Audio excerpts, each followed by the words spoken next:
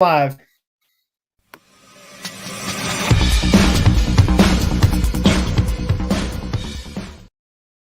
What is up?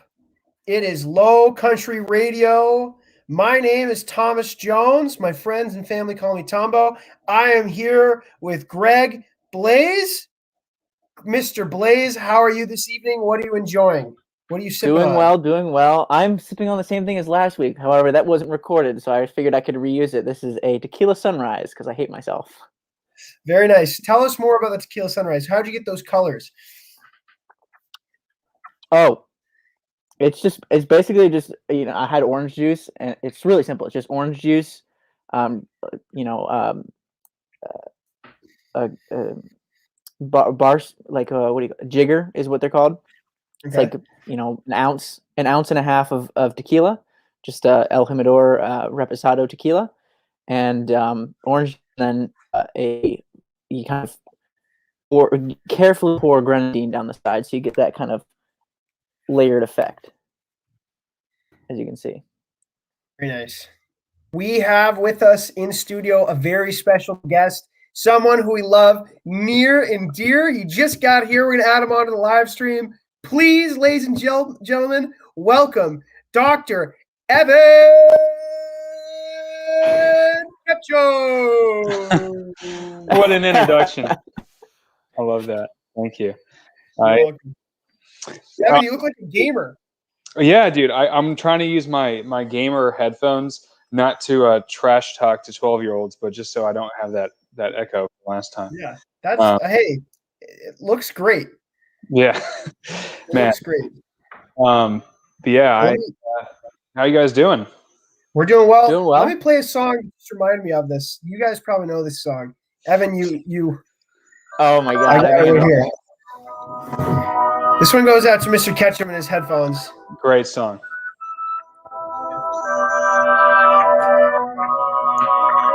Ooh. I think Daft Punk did this. They did. They did. Royale, yeah, Fortnite, we about to get down. 10 kills on the board right now. My friend has gone down. I revived him, now we're getting self down. Now we're in the Pleasant Park streets. Look at the map, Amazing. Go to the Mark Street. Take me to your Xbox to play Fortnite. Anyways. You know what's I bet really you listened to unironically. What's great about that song is that it's not new. It TikTok revived it and gave it new life, which happens all the time with TikTok. TikTok takes things that haven't been popular in years and then just blows them up randomly. Well, isn't TikTok responsible for? Isn't TikTok responsible for what was it?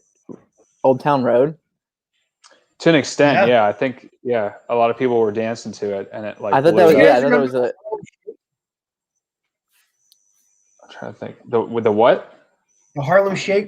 Do the Harlem Shake. Oh my gosh. Oh my God. Yes. Yeah, I just unlocked the memory for you guys. Unlocked it. Yeah. That's like the what was that other thing? The mannequin challenge with Black Beatles, where everyone would and then you go through the whole room.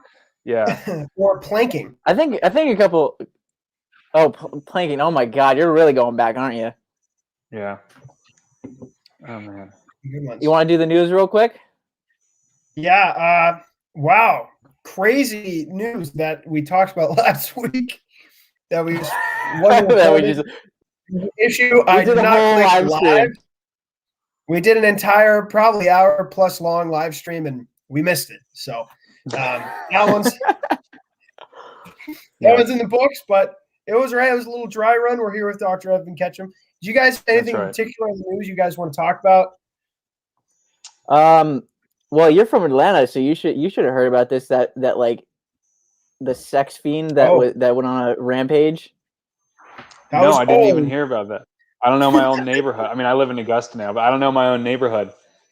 Oh, wait, really? You don't know that? No, what was it? Oh my gosh! Evan, what? I didn't know what you meant by sex fiend. The dude that shot a bunch of people. Yeah. Yeah. You did say a sex fiend who went on a rampage. That could have been. Yeah, he was. I know. I didn't realize you were referring. Yeah, that was really obscure. I'm sorry. I apologize. I had no idea that's what you're referring to. Yes, I definitely heard about that. That is insane. I actually have a classmate that like kind of tertiarily knew the family of one of the victims. Wow. Because it was all it was all people. It was all in the Atlanta area, and I think massage parlors. Yeah, that's right. So, okay, this is great.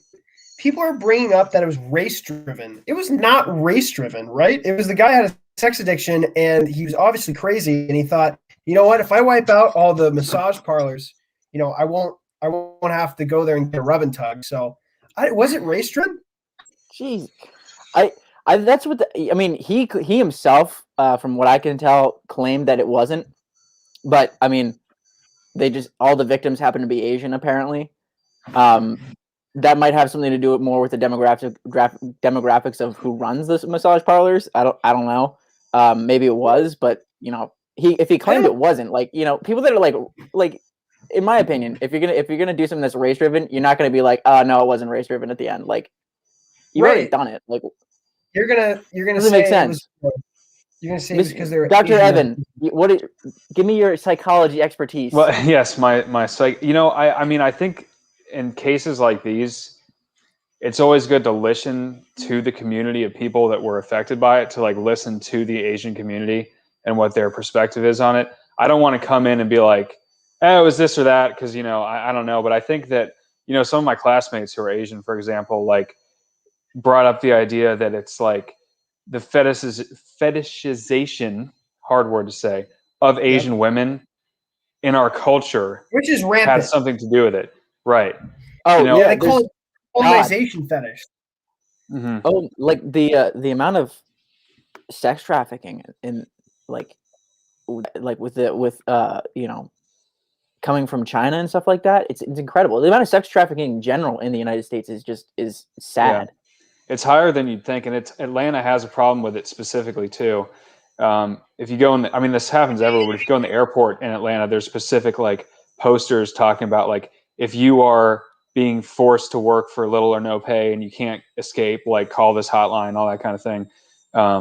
So it's a problem. It's not like it's not like they pay, like it's just like it's one of those things where it's like they like Stockholm syndrome you in a way, and like so you don't really hear much about it.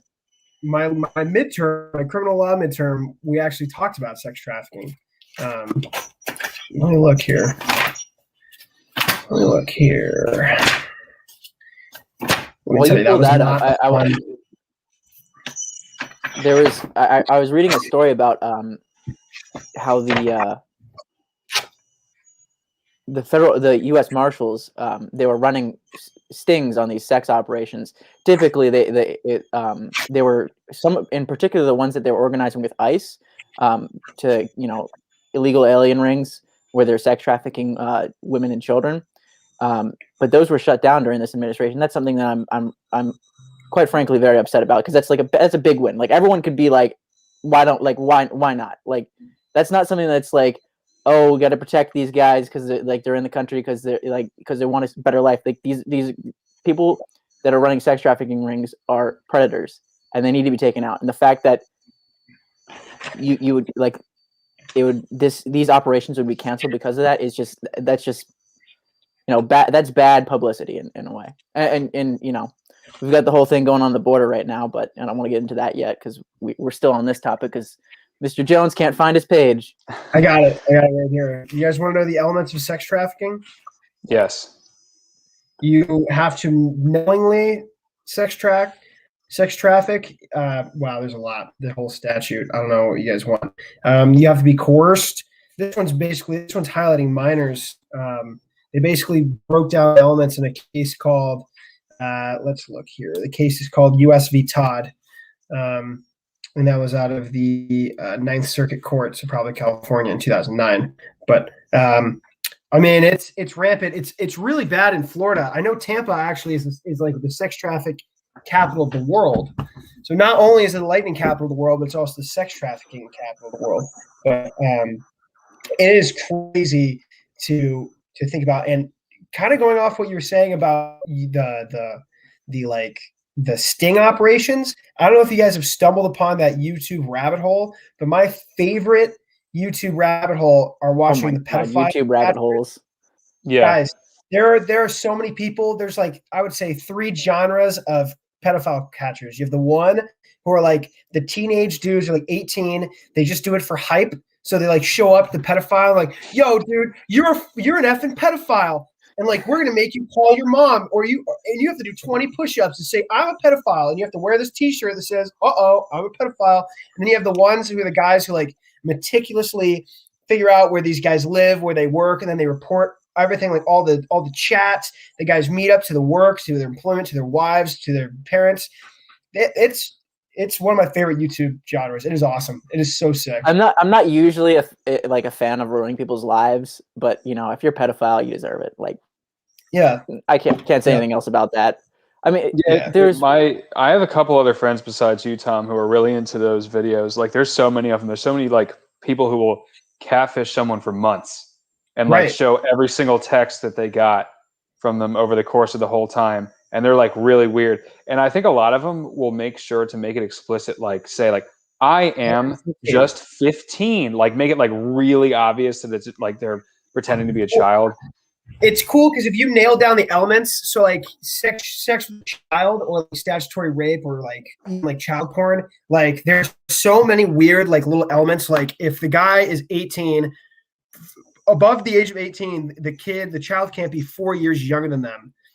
And if they are older or younger, then it's fine. If they're older, then it's fine, but if they're younger, it's not. So these guys have to like figure out, okay, this dude's 21. We have to make sure the kid's, underage within the 4 years thing. So it's actually not just like, just ruining some dude's life because he actually didn't commit a crime. But it is fun to watch those guys just burn. Like they get confronted like Walmart or something. And you're like, dude, your life is disappearing in front of your very eyes. But yeah. I mean, YouTube rap, like there's so many YouTube niches, and I'm like, I haven't found that one yet, but I'm sure I'm going to stumble across it now because my phone's probably listening to me. So the next thing it's recommended to me is like pedophile sting or something like that. It's incredible. It's a great one. I honestly, that's hard to believe that Tampa is the sex trafficking capital of the world, though. Like I would figure that'd be like somewhere in like China or something like that, or like a third world country, not the United States. That's tough. So, there's apparently a shooting going on in Boulder right now. Seven people killed in the supermarket shooting with multiple shooters. Wow, I had no idea. It was a King Soopers, wasn't it? Yeah. Are there any details coming out about it? I didn't even see that. It's just happened within like the past hour. Damn. He went in the store right down there. Oh my God, guys, we got people. Yeah, there's like dead bodies all over the supermarket in Boulder. The cops got him, so I don't know. There was a standoff and a shooting. Did you say multiple or multiple shooters showed up into a grocery store, and I have a feeling there's gonna be a lot more mass shootings just because of how probably crazy people are after all this COVID shit. Like I think probably people are probably at their wits' end. You know what I mean? Yeah, I mean that's a sad thought. Yeah, damn. That's just my immediate thought is that people are probably pretty terrible pretty terrible mentally. You know what I mean? I feel like a lot of Americans are, and a lot of people in the world are probably in the worst state mentally than they have been in a long time. This has been a long ass year. Yeah. It's been. That's the thing about this year. What were you going to say, Greg? I don't. I'm going on a bit of a tangent here, but it's like the suicides are up. Rates of depression are up and everything like that. I mean, the thing about this year is like in terms, it's like it's been so long, but like every single day seems so long, but like the time seems so short. It feels like long and short at the same time. And I read something somewhere that it's because like you're not stimulated every single day, so it's like the day seems long, but like your memory, you can't remember it because there's nothing distinct about it. So it's like time, like longer periods of time, like seem shorter. Yeah, I don't know if you guys are feeling that thing. Well, you're at school, so I don't think you feel that at all. Yeah, I mean, for me, it's like what this pandemic has done is like reset it's adjusted my set point for dealing with like bad news. It's like we've never had dealt with something like this before, where it's like bad every single day, constantly, and constantly disrupts your life every day. You know, you think back to like January when there was the news with like this stuff going on in Australia with all those horrible fires. Like that's obviously very bad, but you read about it, it doesn't affect your life directly, and then the next day you just kind of move on. Whereas with the pandemic, it's like every day your life is affected, and it's constant, and it doesn't stop. It's really it's tough. It definitely wears on people. And I think what like kind of escape, if you can call it that, for me is like knowing that I like am building up the tools to help with this type of situation. Like I can actually do something about it. It makes you feel like kind of like less helpless and more like, you know, it's almost a catharsis to get out there and like be able to treat people as opposed to just having to read bad news all the time. You know what I mean? Right. Well, you're going to be as a doctor, you're going to be the bearer of bad news, unless you Yeah. only do, even if you only do prostate exams, which I know that was your dream, wasn't it? You know, I did have to do I had to like learn how to do a prostate exam on a person. It's just one of those things you have to do. You gotta learn how to do it. But yeah, for being called a digital exam, you think it'd be more high tech than it is. it literally, you know, I'm sure you probably already know, Greg. It's called a digital exam because this is your digit. Yeah. Yes, I'm aware. Yeah. So it's just it's a very crude procedure, but it really does make a difference. Saves lives. It does. Because you don't want a prostate. Over, you can give me a prostate exam because. Of course, Tom. I'll. You just got to make sure you have some gloves. Stored up. Don't forget to check Don't forget to check for testicular cancer while you're at it. I'm actually learning about, no joke, I'm learning about testicular cancer right now. I have a test. My last test of my second year is on Thursday, and we covered penis cancer. We use the word exam, by the way. Penis cancer? Well, penis cancer, testicular cancer. Yeah, you can get the skin cells in your penis can become cancerous. Yeah. Oh my God. How common is that? Pretty rare. Pretty rare, especially compared to testicular cancer. Testicular cancer, I believe, is more common.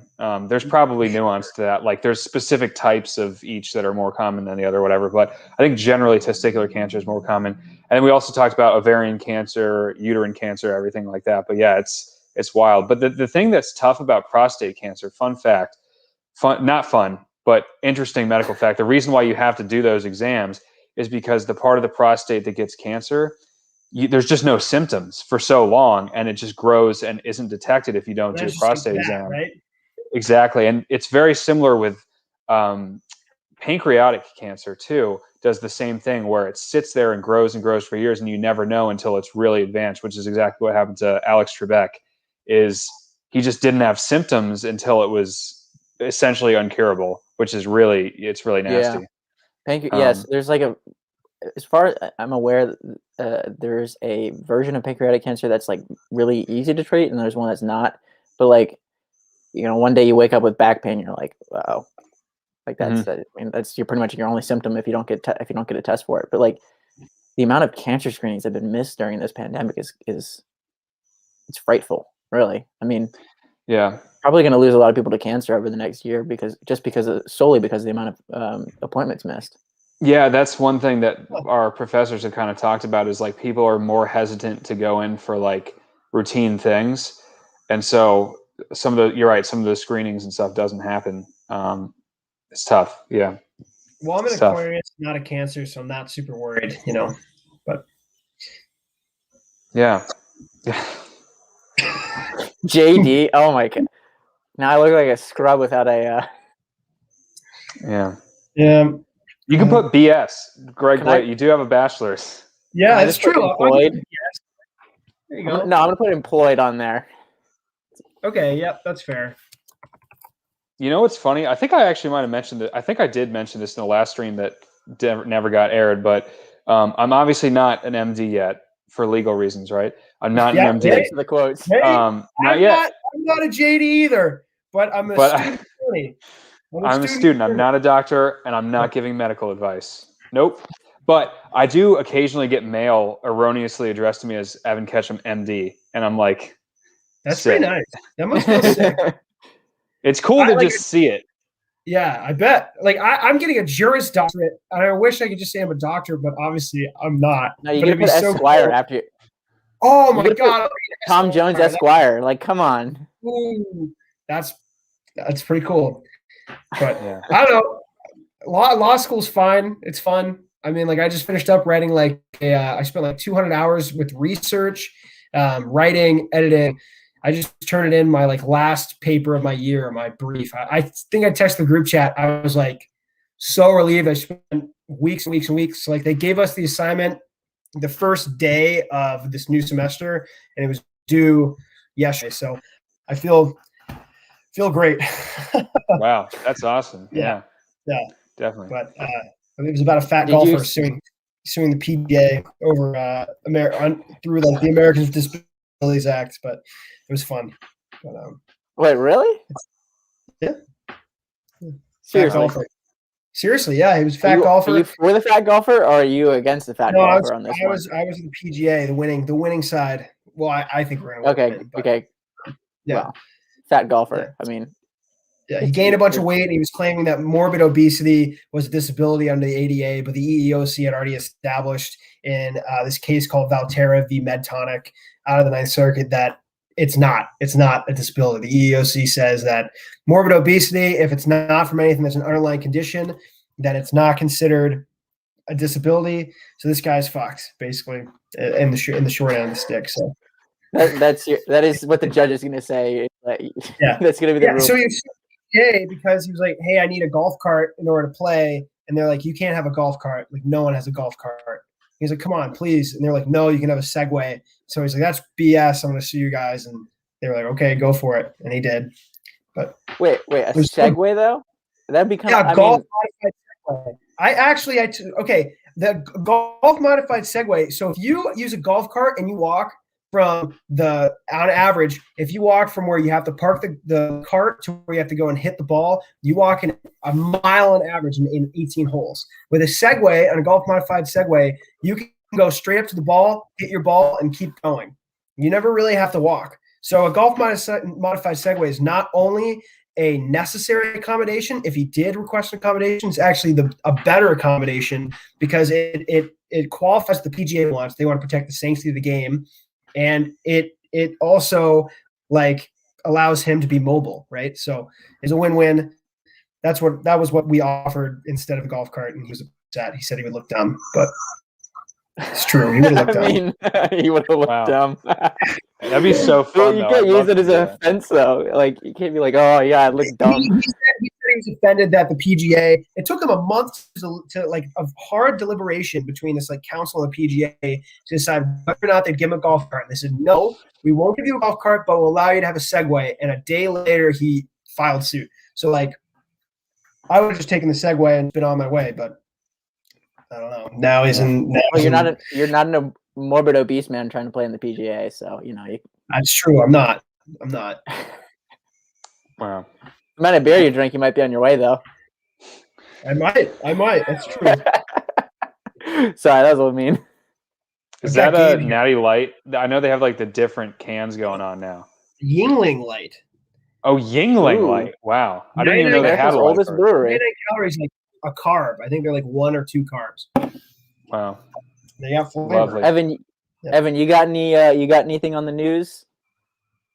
You stay plugged in at all or no? I try to, yeah. I mean, news-wise now, no. I think the big thing was the shootings in Atlanta, which I didn't even realize what you're referring to. But yeah, that was definitely just because like a lot of people here are from that area, and I also have a lot of classmates who are Asian Pacific Islander students. So I just like listened to what they had to say about it, and it's crazy stuff.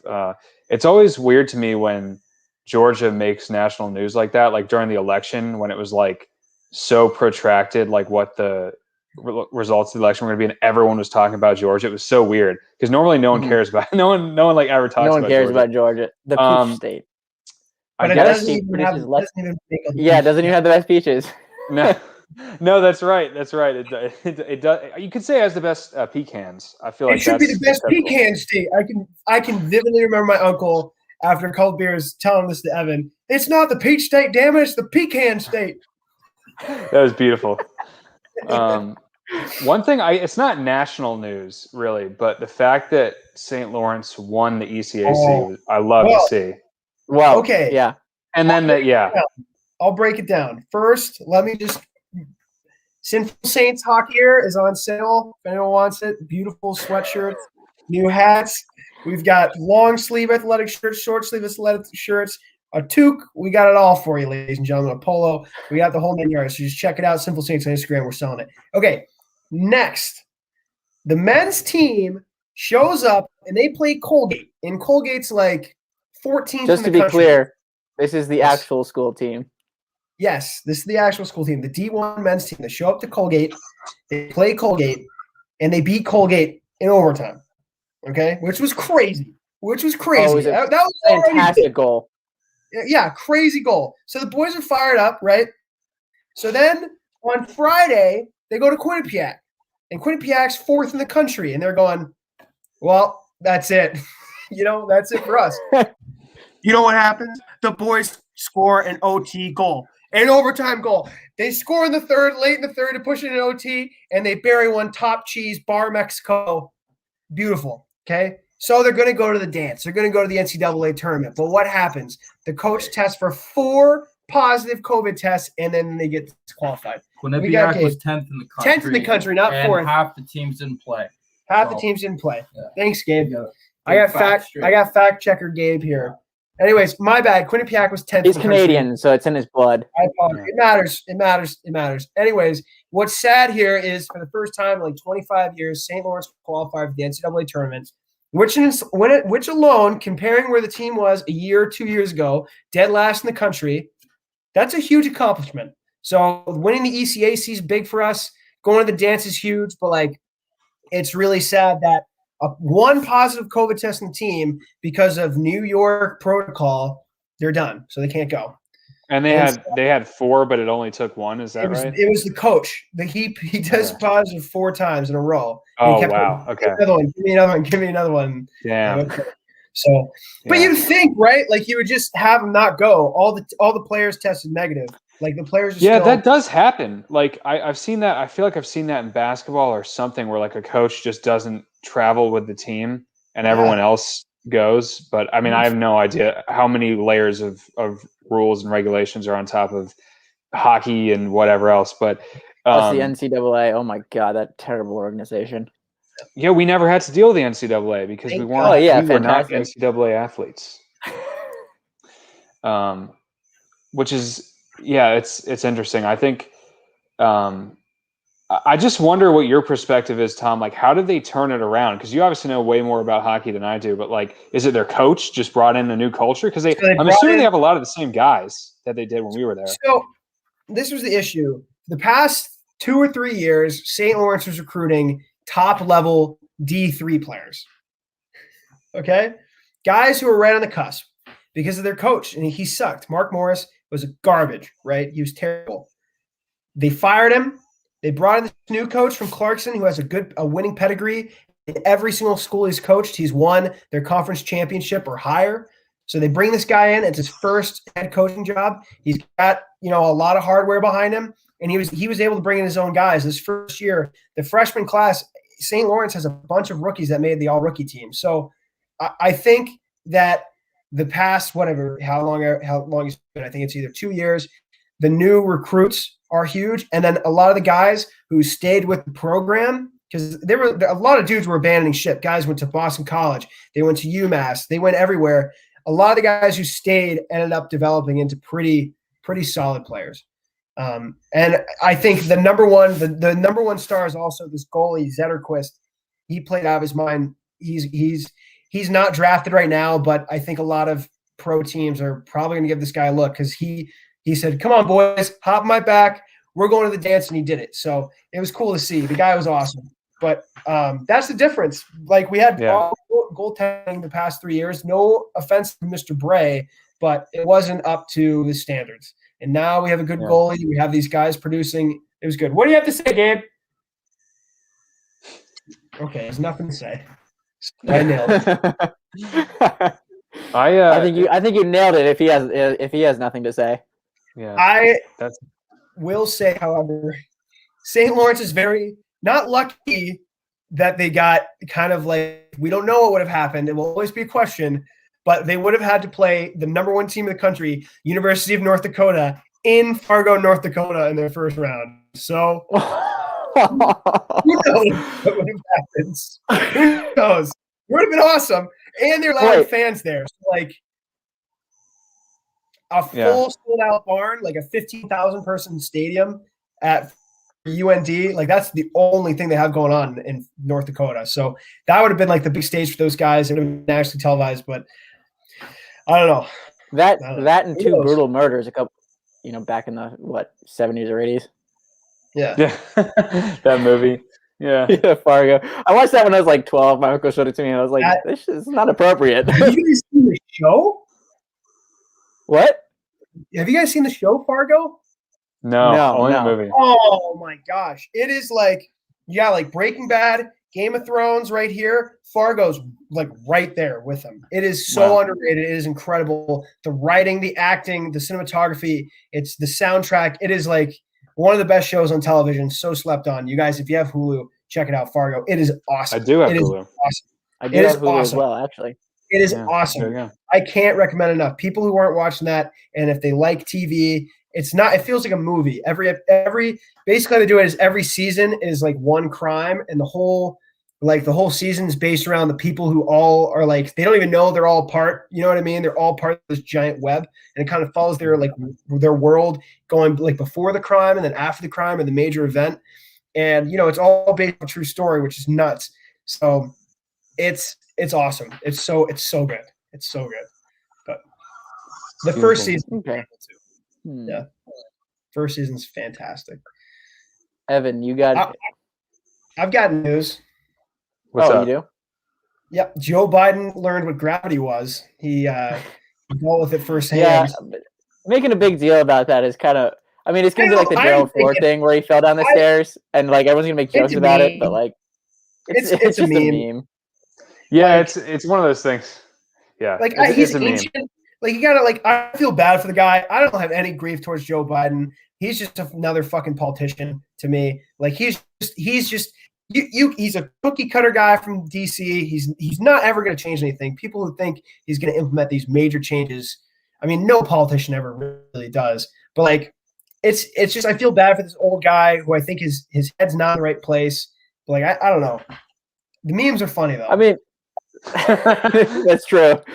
Do it for the meme. Yeah, he was. I mean, obviously, I have different politics than you two, but he was probably my least favorite of the Democrats who seriously ran because he was so boring, and so uninspiring. I remember when I was like, I guess I was 12, 11 years old. I saw him speak. He came to Gainesville, Florida, when he was like, they were like gearing up for the like Obama Biden 08 whole thing. Yeah. I saw him speak. I remember that. And but like nowadays he's just so old and I just don't, it's just like not an inspiring platform that he ran on. I mean, but yeah, the whole stare thing was essentially just a meme. It doesn't really matter. I did like the one of like Steph Curry crossing him up. He like, did you see that one? It's like Steph Curry like going like this, and then like he's like, but yeah, I mean, it's just one of those things. Memes nowadays, like anytime anything happens, it just gets blown completely up by that. Oh yeah, everyone like anyone that like doesn't like him is immediately going to be like, "See, I told you so," like kind of thing. It's like what was it? I think it was some spokesperson said, "Oh, it was like the wind blew him over." I was like, that doesn't make it better. Like that makes it worse. Like arguably, the wind blew him over. I just got my DNA test back from Ancestry. No way. Yeah, like right now, I just got the email. Do you guys? Yeah, let's go through it, dude. Oh, let's do it. Let's do it. Can you guys guess? Can you guys guess what country has the no? This is crazy to me. I didn't even know this. All right, can you tell me the continent at least? Tell continent. Is it South America or Central America? It's not. It's like not a continent. It's close to it. It's in Europe. It's near Europe. Not the top Near two. Europe. It's yeah. I'm actually so it's either going to be the Mediterranean or it's going to be in the North Sea. It's north. Okay, so is it Iceland? No, it's Scottish. Oh, Scottish. Really? I never would have guessed Scottish. I'm 28% Scottish and 27% Irish. Wow, beautiful. Does it? Do you have like any Hispanic thing? I thought if you indigenous Puerto Rico, Finland, Norway, Sweden, Wales, and then it says my family is from. I have ties back to indigenous Puerto Rico, dating back from predating 1750. Wow. Oh, so you okay? I was about to say, are you self-incriminating because you claim that you're Hispanic on your? It's like don't self-incriminate right here. So yeah, there you go. So what was it? Oh. Yeah. What was it when Elizabeth Warren was like posted her ancestry results and it was like 110/24th like Cherokee or something like that? It's just like that's not a lot. Like no, I remember mine was like 1.2% Middle Eastern North African. I think it was like probably Moorish. Probably from Spain. Yeah, exactly. But it's interesting to like look at all those like tiny little fractions like that. I have a little bit of Middle Eastern because of the Sicily. Oh, nice. Like, North Africa, yeah. So I have like it's kind of that more Turkish thing. So it's not like Middle East is more Turkey than so I call that more. I don't know. That's right on the continental divide, so it's really hard to call that one. I'd say that's more European than anything. I'm just shocked by this right now. I didn't know you're Scottish, dude. I don't know I was Scottish either or Irish. I thought I was Welsh. I didn't know I was from fucking Sweden and Norway and Finland and Amsterdam or the Netherlands too. Well, I mean, if you're a native Scot, I mean, they were very very intertwined for a while. Fun fact about Scotland is the language, like Scots is it's almost considered like it's one of those things where it's like, is it a different language than English, or is it like just a dialect? A lot like when you get more so when you're in like the southern portion, it's like it just sounds like English, but with like a weird like vowel sounds, and that's because they didn't undergo the great vowel shift that that English did. And when you go more north, it's just like impossible to tell what they're saying.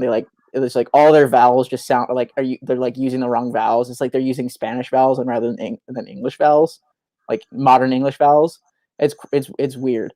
But other than that, the closest language you can tell that what YouTube's been recommending me lately. But the closest language to English is Frisian, which is it's almost an extinct language. It's in the Netherlands, like a small population, and there's a little bit in Germany, and it's like it sounds very much so like Old English, but it's like fun fact, because I was trying to throw a fun fact in. Yeah, no, that's very interesting. I think, have you seen that video of the weatherman, the weather news anchor guy trying to pronounce the name of the Welsh? Oh, yeah, the Welsh. It's like 50 letters long, and they're all like Y's and G's. Yeah, language is wild. The train station's name is like hilarious. That Welsh town. Let me see if I can share the screen here. Because then it adding on saying train station too adds on like even more. It's like German with the way they compound things. It's just like a tank means like something like machine that moves like pros. It's Laden here. Yeah, don't even try and pronounce it. I'm gonna share it.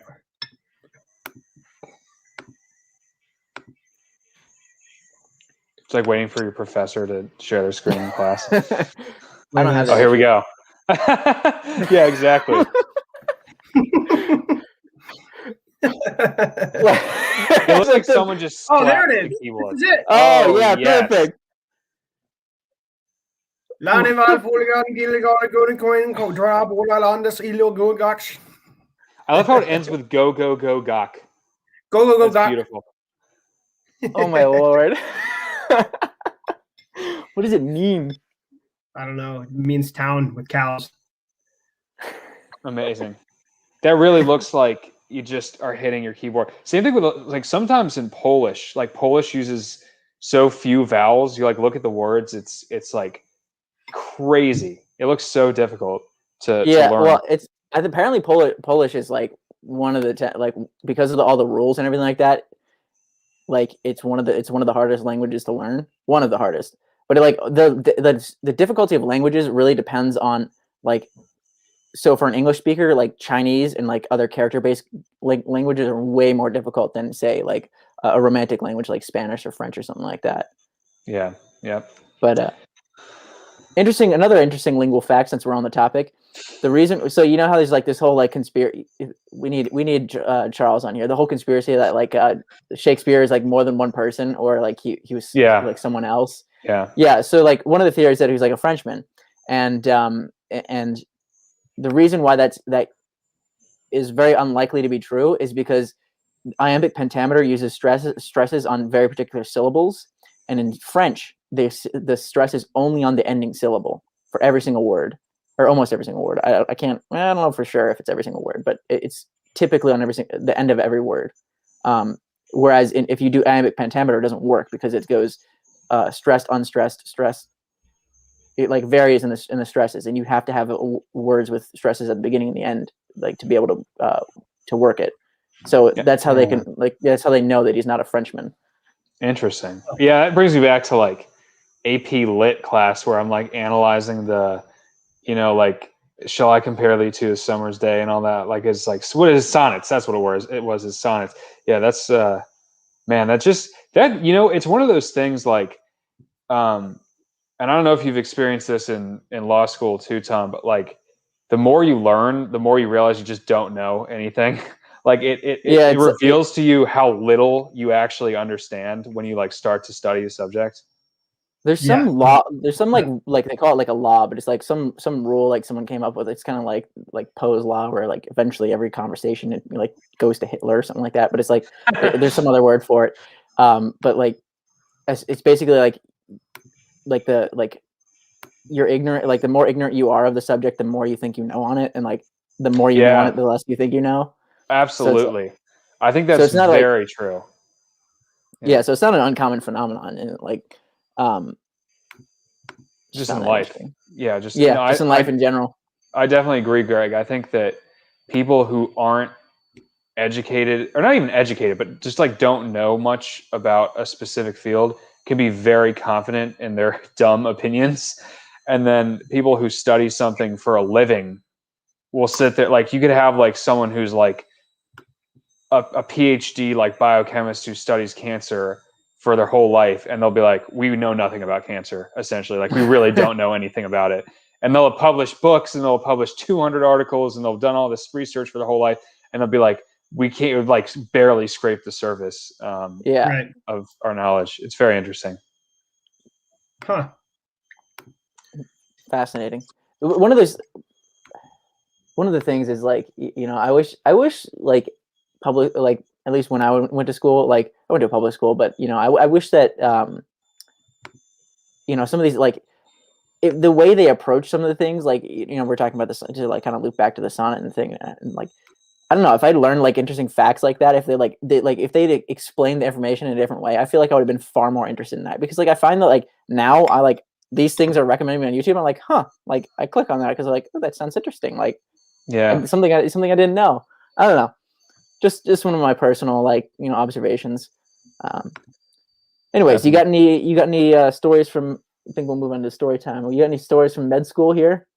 You can do as stories you want. Yeah, I was wondering what kind of things you guys wanted. I don't want to like unsolicitedly talk about gross stuff or anything, but if you guys are down for, give a warning. I just say like, oh yeah, for sure. Because I'd say like the thing is like I think a lot of my more because so to kind of preface this, the way that most med schools work is your first 2 years are mainly in the classroom, taking tests, taking quizzes, studying lecture, doing anatomy.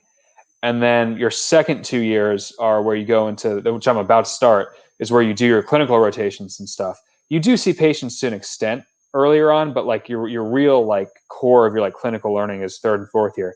So most of my stories now really come from anatomy lab because that's like kind of the most dramatic thing that we do within the first 2 years, especially because of the pandemic. You know, they weren't for a long time.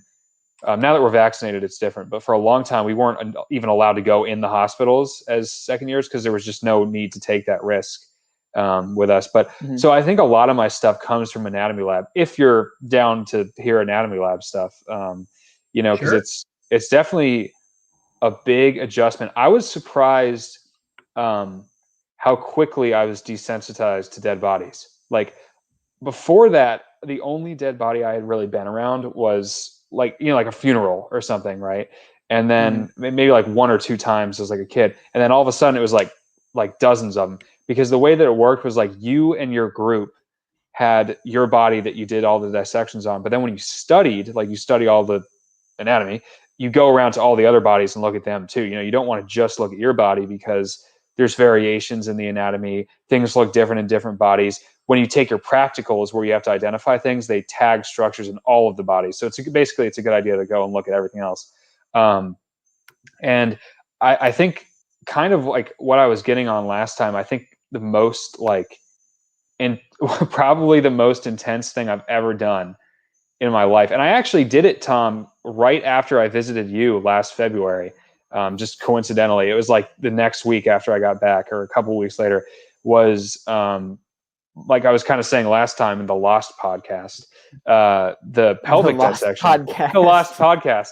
And then I guess like, I'm sure Tom, the libertarian, despises content warnings, but content warning, if you hate gross stuff, but yeah, it's a disgusting story. But basically what you have to do to look at the pelvic anatomy is hemisect the pelvis, which involves taking off one of the legs and looking inside the pelvis. And so I literally hacksawed off the cadaver's leg with, you know, like you're cutting a tree almost. And it was, I mean, I definitely won't forget that as long as I live. I'll say that. Which leg did you go for, left or right? I believe we took off the right leg. Yeah, we took off the right leg. I think that was just an arbitrary choice. I don't think it really made a difference. Yeah, we took off the right leg, and as I was kind of saying last time, when you do that, you cut through the rectum, and you can imagine what's stored in there. So that was a process to clean all that out. But then you could really look and you could see like the uterus and the ovaries and all the arteries and all. And it, dude, it's so different in a human body. Like looking at like a picture of like anatomy or like a drawing of like the branches of the iliac artery or whatever, it's like so different in real life. It's so much messier and like less clear. It was wild. It was a really crazy experience.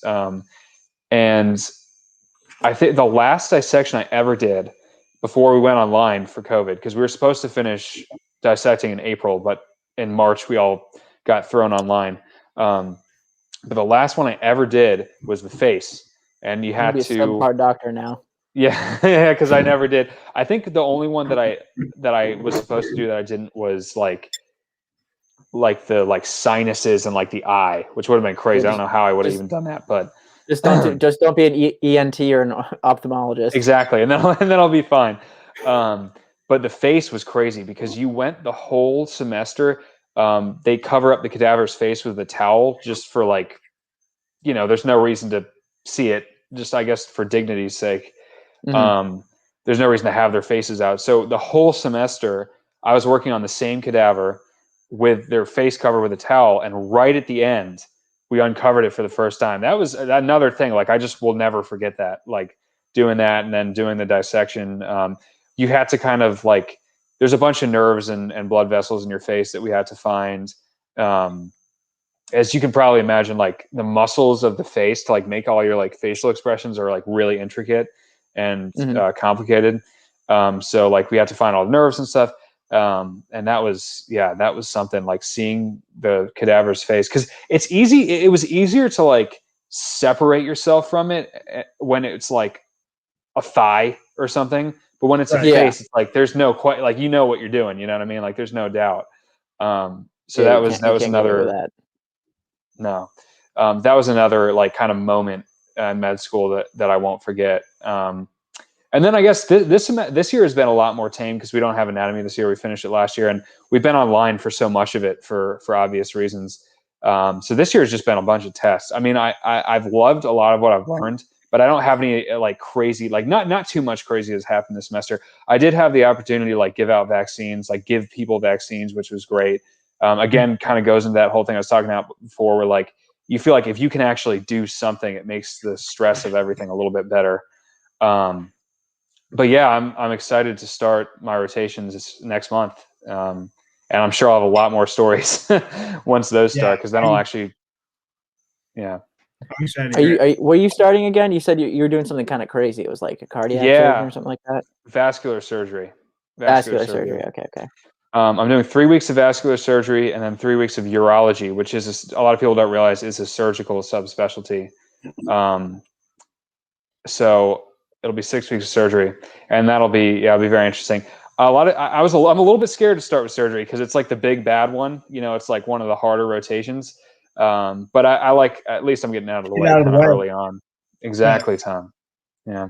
What do you hope you end with? I know what I'm ending with. I'm ending with family medicine, which I think will be nice. Family medicine's like, I don't know if you guys may already know, but family medicine is basically like, your mom and your dad, whenever you go to the doctor for a doctor's appointment, like as an outpatient, like they take care of you, like a general practitioner, basically. Great field. But I think it'll be nice because I think that's very like 9 to 5, or I guess 8 to 5. As opposed to like being on call for 24 hours for surgery or something. It's much more like office hours, basically. So that'll be a good one. Don't make any plans. Yeah. How do you schedule when you do rotation? So it's like you get like 3 weeks and then you have to like, you get a break or something like that?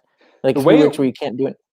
Yeah. You don't get too many. So during third year, you don't get too many breaks. I do get like Thanksgiving. I get Christmas. I get like Labor Day off and stuff like that, but I don't get like I don't get like summer break or anything. But the way that they scheduled it was basically you have to do, and I won't even go into the gory details, but you have to do a certain set of core rotations, right? So like everyone has to do surgery of some kind. Everyone has to do OBGYN. Everyone has to do psychiatry, like stuff like that. And what you do is you kind of rank the order that you want to do them in.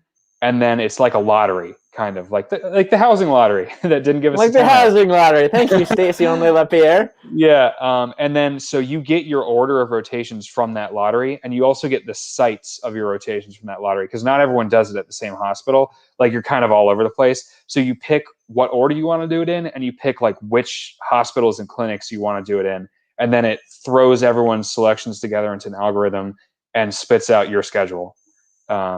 So I'll be doing vascular surgery here in Augusta at Augusta University Medical Center, and then I'll be doing urology at some urology clinic in Savannah. So yeah, we'll see. I'm excited to be in Savannah. Savannah's a wonderful city. Yeah, it's pretty close to Charleston, isn't it? It is. That's and I will. So I know, and I'm zipping on out to see Tom this coming weekend. Like I said, my last test is on Thursday, and then I'll exactly. I'll be down there. Always a good time.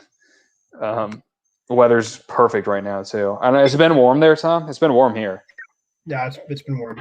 I've been surfing like every other day. It's been so nice. We'll have to go. We'll get you a wetsuit. Yeah, for sure. Beautiful. It's been fun.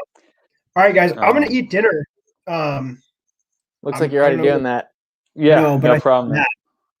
We have to do one slew story. Oh, we already did. We can just repeat the one from last week because we missed it. What was the one from last week? I don't even remember. It was the soap hockey one. Oh yeah. Right, escapades with soap hockey. All right, who wants to introduce it? Boy, I feel like Tom. I feel like you're the most. I think you were the ringleader of soap hockey. You know what I mean? Well, okay, I can start it off and give the background. So this is our senior year. You know, first couple days back, you know, you don't like we're back for rowing, and we set up everything for rowing, and then we get like, you know, a day or two where we don't have much to do. So we, you know, it's summer, it's beautiful in the North Country, and you know, so we decided let's find something to do. And Tom had a great idea, which was soap hockey. Basically, the idea is you put down a bunch of tarps and you soap them, and you get a little bit of water, and you play hockey like it's like except you don't have skates, you're on your bare feet, and it's far less control. And I think that was the day we did the first time we did it, we had 4 small tarps, and you know, the problem with that was when you hit the ball too hard, it would go underneath one, like the tarps, and it would overlap. I forgot about that. It would be really difficult to get out. Yeah, or he will like slapping. We were playing the thing. Yeah. Yeah, the worst part about this was we were playing Wade Boggs at the time, so you know that was also a problem. So you know, I love Wade Boggs. soap like on like bare feet on a tarp, plus a lot of booze. You know, it can get pretty messy. But anyways, we decided to up our game eventually, and one of our other roommates, Gregor, he decided to buy I believe it was a 40 by 60 tarp. It's a big blue tarp, and he managed to pull it off for like, you know, quite a lot less than you'd expect, like maybe $100 or so. And he got it shipped to school in this box, and this like this big box he got from the mail center. The mail center, and you know, it's like whenever you get a big box, they always kind of look at you like, what do you got there? Like they want to know. And it's just like Gregor carrying a giant blue tarp. Anyways, you want to ask. What'd you say? I said it's a bunch of edibles. Don't ask. It's a giant tarp. Everyone's like, "What is this?" Yeah, we laid it out on like the grass. Oh my god! Yeah, you want to take it from here, Tom? Finish the story. You got it. Okay, all right, okay. You know, I was saying Evan's got it. Evan, you got it. I got it. I'll take it. You got it. Hand it off to Evan. But we had like the giant tarp that we laid it out. First of all, we just wrecked the grass. Not intentional, but the grass just did not do well with that tarp on top of it. It did not. Tarp with with grass beneath, and that doesn't do well. No. So we laid it out in front of like the dorm where we lived, which was now that I look back on it, was such a crusty building. The suites. Oh my goodness. Oh, that was such like an old, decrepit. I mean, I loved it. I had so much fun there. But like now that I live in like a normal building in like 1950 whatever, and it looks the exact same. I know. The color scheme's the same too. It's like weird, like off pink and like purple and like black. It was like what? No, it was like a really like dull green, like a really dull pink, and a like yellow. And that was like those are the color schemes. In that building? Yeah, there was yellow in there, dude. There was pink and green. Hold on. There was like weird, like muted. It was pink. like maroon. It was like brown almost. Yeah, not a good color. But so we laid the tarp out. We covered it in water and soap, and we had like our whole team there basically playing each other. We had to do like a tournament. We got real goals eventually, like actual like little, not real hockey goals, obviously, but like real like plastic like net goals. And we had like these little plastic hockey sticks. And we were running around. It was so much fun. And the sensation of like sprinting and then not being able to stop and just like sliding forward was so funny. Like no one had like any real dexterity. It was just kind of like you could do like one rush, and if you nailed the pass, like you could score. But than that, it was just like it looked like we were 20 beers deep. I know, because we were just stumbling around on the soap. The nice thing about it was like a great equalizer. Like Tom's good at hockey. Like, you know, some of us aren't as gifted, and it's just like, you know, like besides the stick work, there was nothing else separating us. Like it was like one team wasn't scoring much more than the other team. It was basically how physical you decided to get. And I thought the tarp was super forgiving. Like you could just check each other, and it like, you know, as long as you didn't like, you know, fall on your face or fall on your nose, you were fine. Like Mr. Ketchum. I fell like hard on my side. I swung for it. What do you call it? Billy Madison. I tried to go Billy Madison on it, and I swung and I hit it, but like my entire legs decided to just like go with my swing, and I just I was probably like 4 feet in the air sideways, and I just fell, and it hurt so bad. Yeah, I did get a little bloody nose that one time, but we lived. I cross-checked Evan in the back, like playfully, and Evan went down so hard, and I was like, "Oh my god, I killed Evan!" And Evan came up, and there was blood. I was like, "Holy shit!" I was okay. Right on. They had these giant stakes on the side, and I was tripping out the whole time that someone was going to like run and do a crazy move, and then just like cut open their foot. Oh, I didn't even think about that. And Gio would blame me. Hey, it didn't happen. Didn't happen. He would blame me. But I was like, Gio would have blamed me for sure. Yeah. Honestly, if anyone has any grass they want to sacrifice, I'm willing to set up a tournament, and I'm gonna. Yeah. We'll all descend on your place. If you have grass, you're perfectly fine with destroying. You're gonna have a dead rectangle of grass. That's right. It'd be awesome to do in the summer. It would. Oh yeah. Do a tournament, raise money, like slam dunk. Yeah. Well, I mean, the thing about soap hockey is your ankles are gonna be beat from the plastic sticks. No one's too careful. I certainly wasn't because I had to make up for my terrible skills. Yeah. I'm sure Tom's ankles still hurt from that. And your feet too. Your toes were mangled, crushed. I think the funniest thing is like when we're I'm in my bathing suit and I'm like filling up this like those recycling bins, like the blue like trash can recycling bins of water. I'm like standing in the shower filling it up in the downstairs, and people are like, "What are you doing?" Like, oh, did you go to the shower, like the communal bathroom? Yeah, it's the only way you can do it, because otherwise you'd have to go all the way upstairs. So there's no spigot, so we couldn't fill them up anywhere. Yeah, that's right. They wouldn't fit in our tiny little sink. People with it on our heads, groups of us, walking over the thing and carrying down water buckets, a mile to the watering hole and pouring it again. It was pretty funny. It was a great time, honestly. Like all sorts of people showed up for it. I mean, you play music and you got a tarp out there and everyone's having a good time. Everyone's kind of interested in what's happening. So I mean, we had quite a few different groups of people came out and watched us have some play the tournament. We inspired. They did that during senior week. Remember? Did they?